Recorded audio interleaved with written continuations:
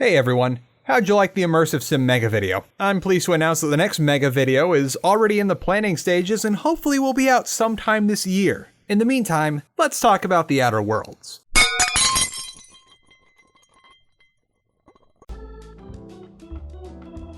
Did you ever have that old friend from your high school days that hits you up out of the blue to go hang out again? You get all excited to meet up and catch up with them as it's been a while, and when the time finally comes, you get there and it's almost exactly the same stuff you used to do back in the day. Which is really lame now that you've lived life a bit more and have new taste. It's great to see them again, sure, but you're adults now and you don't have to hang out at the gas station behind the school anymore. Also, trying to skate like that is probably a bad idea now because our bones are gonna explode or something. We're not kids anymore. Your bud wants to relive the glory days so badly that they're ignoring the 10 years that have gone by and things have changed. What was cool for you then just doesn't do it anymore today. Obsidian's The Outer Worlds is this friend turned into a video game. I was excited for The Outer Worlds just as much as anyone else and was even willing to re-download the Epic Games storefront in order to purchase it, which is probably what Epic wanted. Everyone was hyped for White Knight Obsidian to make this amazing game that really showed those big fat meanie pants jerk faces at Bethesda how it was done. Too bad that wasn't the case at all. First I thought, maybe it's a slow burner as I got through the first few areas, but as I got into the bulk of the game, that morphed into maybe it gets really good in the end game or after I've resolved the story quest. And I went to complete all the side quests, resolved all the companion stuff, made it to the end of the main story, which evoked an audible, "Wait, that's it?" from me, as a rehashed slideshow started to play on the screen. Maybe Obsidian's lost their touch. Maybe they never really had that touch in the first place. The Outer Worlds isn't a very good game. However, it's not a terribly awful game either. It's got some not so high highs and some not so low lows. It's mediocre. It probably doesn't help things that a lot of people were hoping that this would be Fallout New Vegas 2, Space Mojave Boogaloo, and that everything would be cool again and just like the way it was back in the day, but it's been nearly a decade since New Vegas came out, and we got something sort of like FMV, and that just doesn't stand up to today's standards. You can get a feel for this right off the bat with the combat and the core gameplay loop. Shooting your way through encampments and bases is fun, but there's a lack of variety. On nearly every planet, you'll be fighting the same handful of enemies in similar layouts with the same handful of guns right up until the end of the game. Something you'll notice after a bit is that there are no throwable weapons or even any sort of real-time physics in the game. It's to the point where you see a ship going down off in the horizon, but it conveniently falls on the other side of a mountain, so you don't actually see anything touch the ground or interact with anything else. I don't know what this is about per se, as The Outer Worlds is on the Unreal Engine, which is certainly capable of handling a grenade or stuff getting knocked off a table, but I also noticed in the opening logos that I didn't see PhysX or any other physics program's logos. Perhaps this is a way to try and save money by skipping physics altogether, or maybe it was just too hard to try and balance throwables with the AI in combat. But it's lame that I can't be a proper scoundrel and start all of my fights by nonchalantly tossing a grenade into the break room. Another thing that you'll notice after a few hours is that you're fighting the same groups of enemies everywhere you go. Raiders, canids, raptors, bugs, primals, and occasionally robots. The kicker is that some of these groups act very similar to one another in one way or another, such as how the big primal is basically a mantis queen that throws rocks at you instead of spawning smaller enemies, or how raptors and canids are basically the same thing except one will occasionally have a ranged attack. Raiders, or whatever they're called, act the same as corporate guards, save for the fact that corporate guards, or whoever these guys are, will usually speak coherent English while fighting you. Lastly, in regard to combat, tactical time dilation is lame and feels like the Diet Shasta Cola equivalent to Vats' Coca-Cola. I gave TTD a few honest tries in the first few areas of the game, but the only thing it seemed to be good for was getting a clear shot when you were instigating a fight from a medium to long-ish distance. If you're lucky, your headshot will crit and there'll be one less bad guy to fight. Other than that, it got messy at closer distances, and it just felt like you're doing the same things you do at normal speeds, just a little bit slower. I'm aware that I might be the odd man out though, because when I asked the Yamix for his thoughts on this script, he said he rather liked TTD in comparison to VATS. But it seemed that we saw these mechanics as a means to different ends. He likes it more for pulling off precision shots mid-combat, and I'm more on the side that it should be like taking a turn in Transistor, or like VATS itself. I'm also aware that there are quite a few perks that make TTD better, and I did not take them because I'm against the idea of dumping all my skill points into a talent tree for the sole purpose of making something that's pretty bad, slightly less bad, and possibly usable. Why not just beef up what already works for my build and have a better character all around? Away from the combat, questing, interfacing with NPCs, and navigation is just fine. I like how my speech checks pay out in fat wads of experience so that I'm not missing out on anything by grinding and I can just talk my way through things. And you can also sort your quests by region, faction alliance, and story quests versus side quests.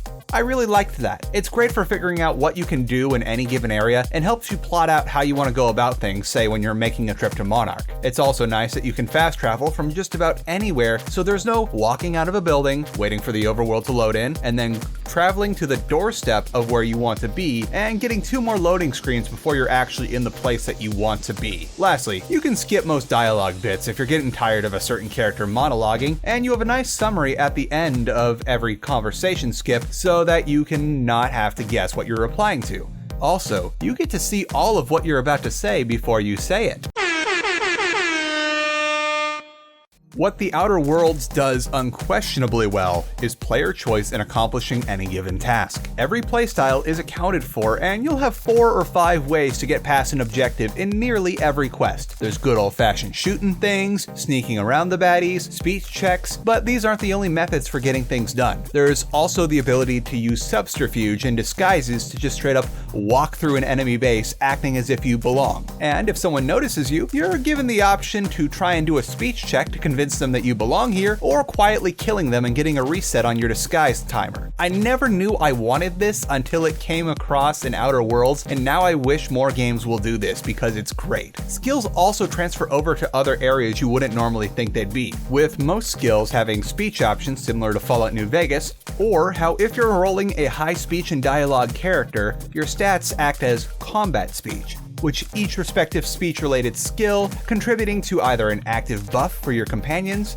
debuffing your enemies, or increasing the likelihood that your enemies will cower in combat, which will make them easy pickings. You can do any of these things all the way up until the very end of the game, including the subterfuge option if you're especially good at it. However, the Outer Worlds isn't quite on the level of emerging gameplay, as while there is variety, it's almost always something that Obsidian strictly intended for you to do, unless you've ventured into full-blown game-breaking speedrun strats. A good way to sum it up is that there are plenty of trails to explore in Outer Worlds National Park, however you are absolutely forbidden to go off the path. The characters, world, and setting also give off hard, meh, it's okay vibes, and the first major area you play in stumbles when trying to introduce you to the Halcyon system. I'm gonna directly compare the Edgewater questline to Goodsprings in Fallout New Vegas. Not only are they both the player's introduction to the game world, but they also set the tone for the playthrough. You'll likely know what kind of character you want to roll by the time you're done with the respective areas. In Goodsprings, Doc Mitchell patches you up and helps to introduce you to the locals. As you go about the town meeting everyone, you learn that they're a secluded but friendly town who's willing to help strangers in need like yourself and that other guy hanging out in the gas station, even if it gets them into trouble. You also meet the Powder Gangers, who are a bunch of convicts who have came into possession of literal tons of dynamite, and they're keen on using it to terrorize anyone they come across, Goodsprings included. The other guy that the people of Goodsprings took in ran afoul of the Powder Gangers, and now they're planning on blowing the place up in order to get him. The stakes are pretty easy to understand here, and there's a clear good side and a clear bad side. So you ask yourself, what kind of person am I playing, and how do I want to go about things? And that helps you set the tone for the rest of the game. Things will get a bit more complicated when you venture out of Goodsprings into Prim, where no one faction is wholly good or evil, and you'll have to make a tougher decision about who should be the new sheriff in town. And to top it all off, your previous decisions back in Goodsprings might have an influence on what you're able to do to resolve the situation in Prim. So why did I just spend all that time recapping the first few hours of Fallout New Vegas? Because Edgewater is like if FNV skipped Goodsprings altogether and just plopped you straight into Prim with no setup or explanation. Sure, Dr. Wells gives you a quick rundown, but nowhere near enough to help you get a feel for frontier life. Nobody, save for Pravarti, feels particularly likable, but the mayor or foreman or whatever this guy is supposed to be seems willing enough to change things around to be a potentially sympathetic character. We'll come back to that later. You head out to the deserter settlement thinking this is going to be a clear case of, okay, these are the good guys I should save from the bad guys living back in Edgewater, but nope, turns out they aren't particularly good people either. There's no winning here, but at least you get Parvati and Max for your trouble. And the mayor, well, I gotta be honest here, he barely acknowledges that you did the thing for him. Maybe we'll get to figure out what kind of character we're playing later on in the game with some clear-cut moral choices or a character-defining moment. On the note of companions, aside from the ever-lovable and oh-so-adorable Parvati, who acted as a sort of Jiminy Cricket for my playthrough, none of the companions were particularly interesting, and their quest left something to be desired. Parvati is the only one that seems to have a meaningful development arc in her quest line, save for Max, who I feel like was a huge cop-out and left me liking Vicar Max less. Everyone else's questline was forgettable and didn't really add anything to the character. Compare this to New Vegas or even Fallout 4, where every character that travels with you will have a meaningful arc, a set of motives, foibles, and desires, and you feel like you really accomplished something when you finally get through their entire questline. I never knew that avenging all your fallen comrades could be so bland until I played Nyoka's quest. NPCs as a whole leave something to be desired. While that full frontal chest shot where the NPCs hardly moved might have gotten things done in, say, Fallout 3 or New Vegas, The Outer Worlds was released in late 2019 and it's unsettling owing to how much more detailed and lifelike the models look, so when they look right at you and move as little as possible, it's creepy. It doesn't help that the upper half of their face barely ever moves, and NPCs rarely blink or do things that a normal person would do, like move their head, emote, take breaths. Maybe if the angle changed every now and again to make the conversation sequences more lively, that would help, and the game does occasionally do that, as it will cut away to your companions when they react to things, which helps a little bit, but I couldn't imagine riding solo in this game, because without that occasional cutaway, it's a straight up flat chest shot for the entire conversation with those creepy, almost never blinking eyes. I say that because I think I caught them on footage blinking once or twice, but it's really noticeable how, they don't do human things. It's very uncanny valley. If this is supposed to be intentionally reminiscent of Fallout New Vegas in the glory days of Obsidian, it certainly feels like it, but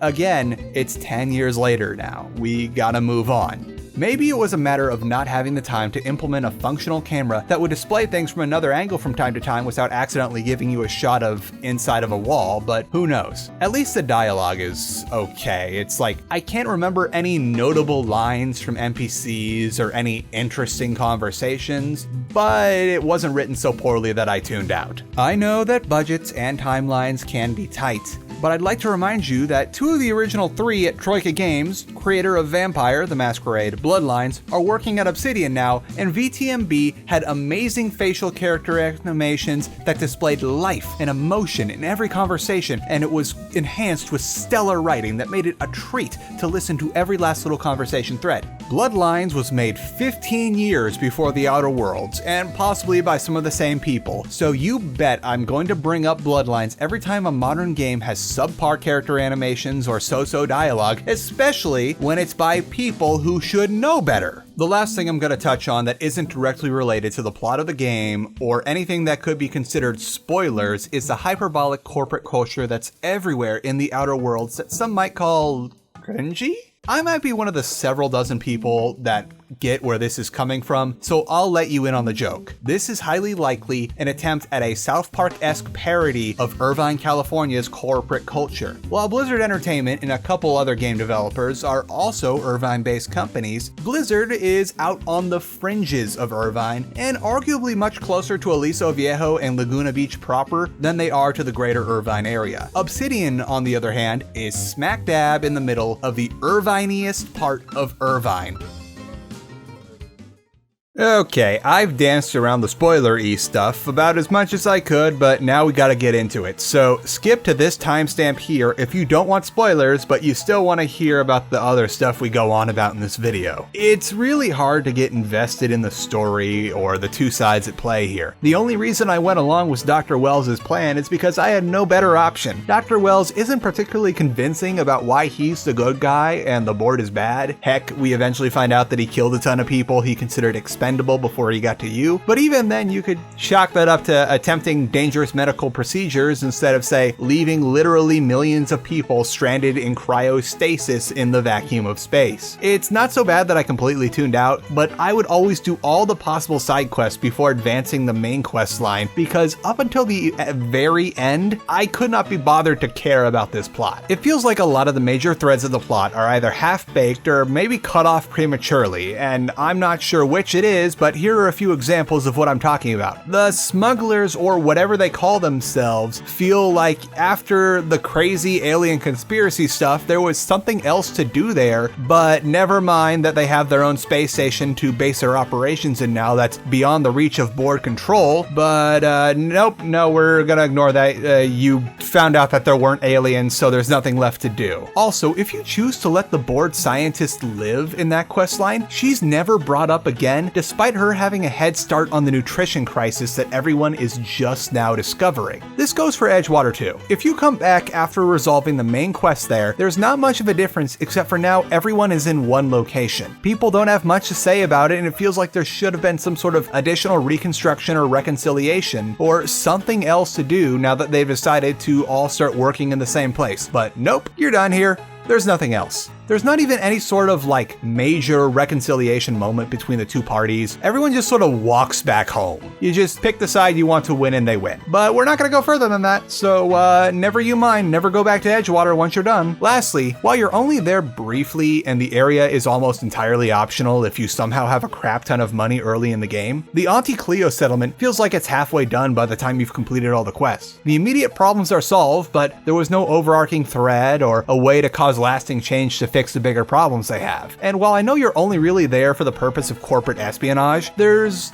totally more you could have done with this place that would have also been exploitable for more cash. There are a couple exceptions to this. Monarch feels like you're able to resolve the story arc there and has a satisfying ending to your time as long as you're willing to stick around for a bit after you get what you need from Devil's Peak. The Groundbreaker also ends up feeling not so empty by simply not having much to do there in the first place. It's just a stopover for a companion quest and to get to Monarch. You just sort of pass through and run a couple errands while you're there. Something else that bothers me about the story is that the ending is basically the third battle of Hoover Dam. It's a complete rehash of Fallout New Vegas' ending. You storm a multi-level complex and all your friends you made along the way just show up unannounced to help you, and it'll be a little weird if you're trying a stealth or subterfuge approach, as the guards are suddenly aware that everyone that's ever been known to work with you has suddenly shown up to storm the prison, but whatever, maybe it's a coincidence. It's nice that they allow you to still do stealth and subterfuge up to the end of the game in the prison,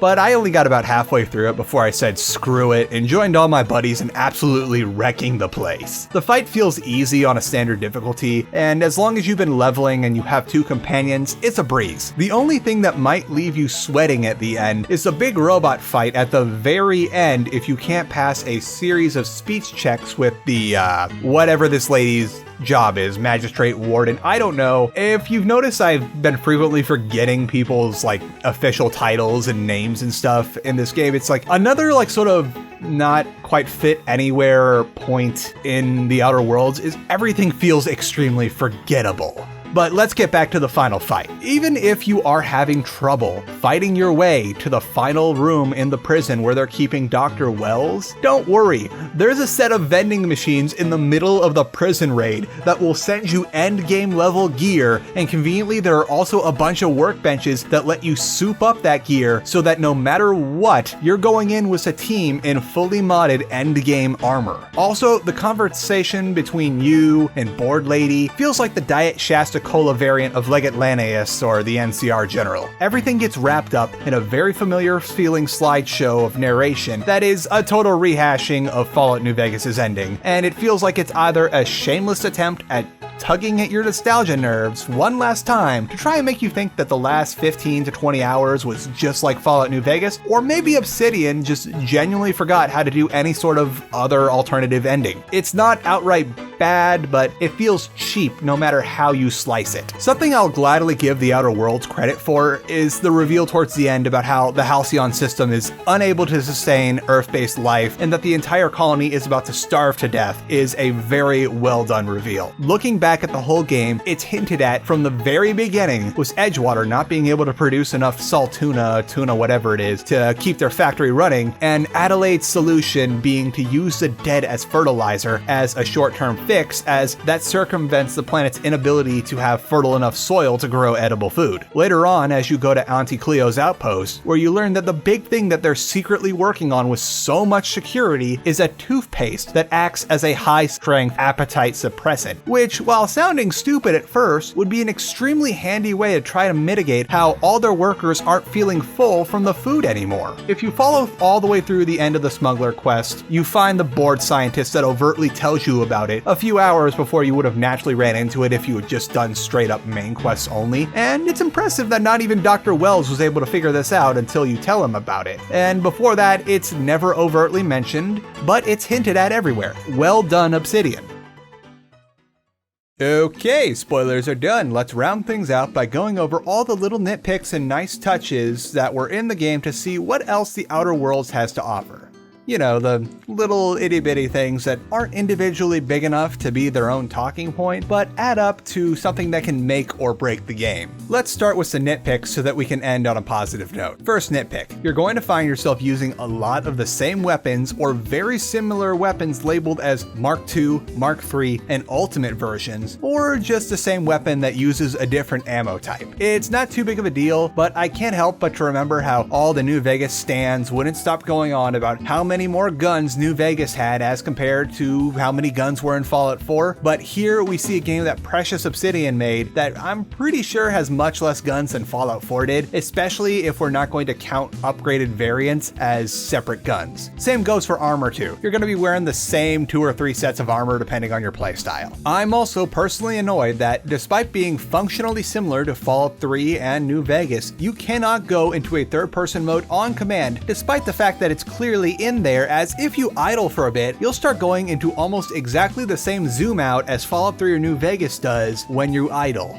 That's totally lame. Another good nitpick is that there is no fast and easy way to organize your inventory, which flies in the face of how nicely sortable all the quests in the catalog are. I'm not asking for much, just leave me a key that will sort by armor type, sort by level, sort by weight, etc. Also, a lot of the menus don't seem to have hotkeys or any sort of key prompts for some reason, which gets annoying. Pointless nitpick number 4 is that a lot of the quests feel very cookie cutter, to the point that I'm pretty sure that the Cannibal quest line in Monarch is a carbon copy of the one in Fallout 3. Definitely not say plagiarized, as I'm fairly certain that Bethesda and Fallout 3 were not the first person to think up of the concept of a family of friendly cannibals, or even the first to put it in a video game, but still the Outer Worlds version is extremely unoriginal. The character creator feels straight out of Fallout 3, save for that now everything looks slightly better. You can't do all that much with it, and it feels like no matter what, you're going to have a character that looks like one of the presets, but it's whatever because you're gonna have a helmet over your character's head most of the time anyway. Lastly, for the nitpicks, the music is pretty weak, which I'd normally be okay with if they didn't joke about it all the time, especially near the climax of the game, and I get that Obsidian no longer has the financial backing it used to have, which let them have like multiple radio stations of like licensed music, but at least find a couple nice Incompetech tracks to license out for the big moments, like when you're trying to do like a 1 in a million shot. Now, let's stop being so negative and talk about the nice little touches that Obsidian took the time to put into the Outer Worlds. Firstly, all the little antics your crew members get into when you're just getting on to the Unreliable is pretty cute. Most of them were worth a chuckle the first time around, and it made it feel worthwhile to recruit all the companions despite them having lame quests. I'm also a big fan of the ability to tinker with and improve your weapons and armor. You don't need any special items, and you can just sink your extra cash into making your weapons better. This also lets you hold on to the few cool and unique looking items in the Outer Worlds, so you're not rolling around with a group of people in sets of near identical power armor, and you can maybe have some different colors on them too. Now, big nice touch here, big plus, is that there are no stupid hacking or lockpicking mini games. You just pass a skill check and have the right amount of tools, and you get to go on with your life. No stupid mini games to waste your time. I also very much like the leveling system. It let you build the character you wanted to without having to worry about the potential side effects of min-maxing for the abilities you wanted. I'm also going to put down Parvati as one of the pros the game has, as she's adorable and the only companion that I particularly enjoyed the company of. Then another nice touch is the size of the map. It's not huge, but it's not too small. It's just as big as it needs to be to convey the size of the world. There's no big, empty nothingness that you have to wander through endlessly in order to complete a connection of useless whatevers that the games collect for you. That was so the rage in most of the 2010s. And lastly, this game knows how to sneak in a good reference without being annoying or basing all their humor on references like some games do. Some of them are really good at being the cherry on top during a scene. And you know what? Bonus, nice touch, is the weapon I ended up using for most of the game, which I nicknamed the Hose, which was basically a light caliber machine gun that I realized I was allowed to put expanded magazine into, as well as increased rate of fire. Resistances mean nothing if you're going to be shooting about 200 rounds a second. If I had to boil down what went not quite right but not quite wrong with the Outer Worlds, I'd say that it comes to two things. It was overhyped, and it lacks a solid identity. From the moment I saw the phrase, "from the creators of Fallout New Vegas" in the teaser trailer, I knew this thing was going to be overhyped and held to unrealistic expectations by just about everyone. And when the game came out, what do you know? The reviews were all out and it was a bunch of, well, it's not bad, coming from just about everyone who got all hyped up on that phrase, "from the creators of Fallout New Vegas." Obsidian definitely isn't a big monolithic studio, but it's far from being an itty-bitty indie that deserves a pat on the head whenever it finishes a level. Remember that they're situated in one of the most expensive cities, in one of the most expensive counties, in one of the most expensive states in the Union. Obsidian was almost entirely on their own for this one, but they went and mentioned a certain F word and got all the fanboys riled up. The other big issue I have from the Outer Worlds is that it seems to be going through an identity crisis. The world isn't particularly fleshed out or feeling like a unique thing, and I never really felt engrossed in it like I was in, say, Fallout, Deus Ex, the Shock games. And while there isn't any concrete evidence of this, I would be entirely unsurprised if it comes out that the Outer Worlds was originally intended to be Firefly, the video game, but they couldn't get Fox to give them the license or at least get it at a reasonable price. The crew you pick up through the course of the game bears a striking resemblance to the character archetypes that's crewed on the Serenity, save for the savant super soldier and the high-class escort. Firefly also takes place mostly in the Outer Worlds of that universe's local system, as the core worlds are all part of the Federation that they fought and lost to, so they aren't keen on hanging out with them and all their laws. There is also how the generic raider types in the Outer Worlds, which by the game's own description, sound a whole lot like the Reavers in Firefly,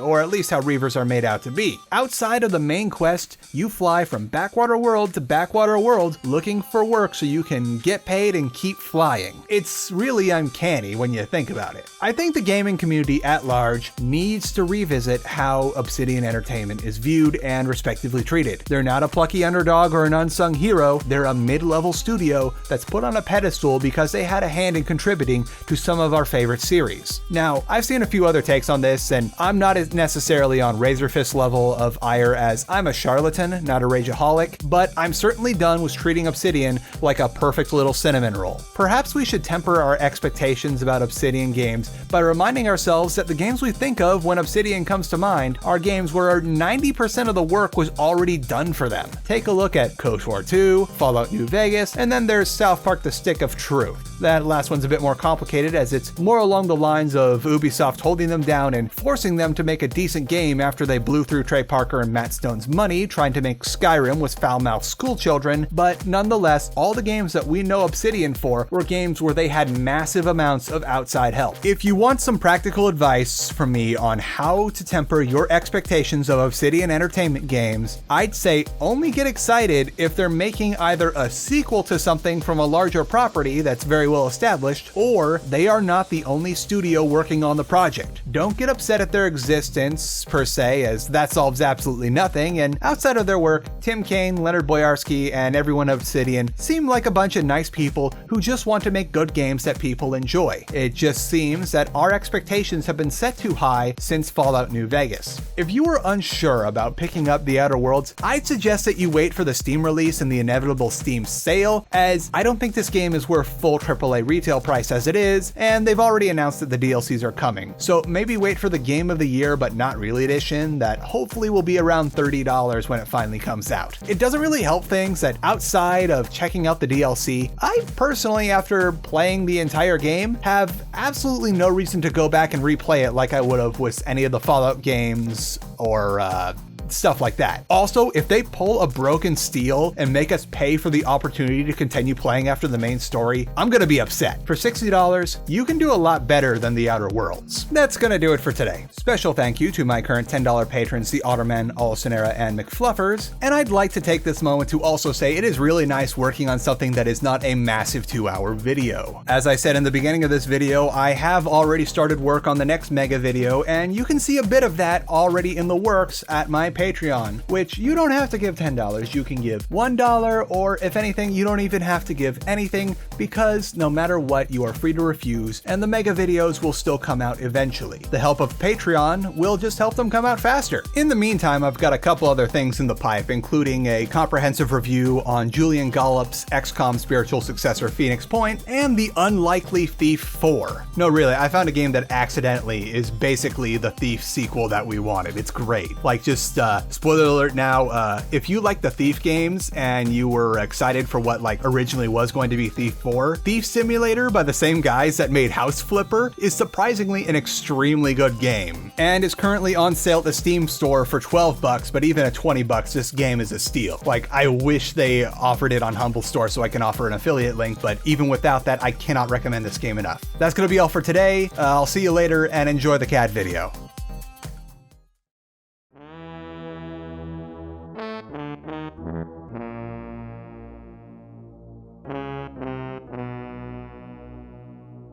Mm-hmm.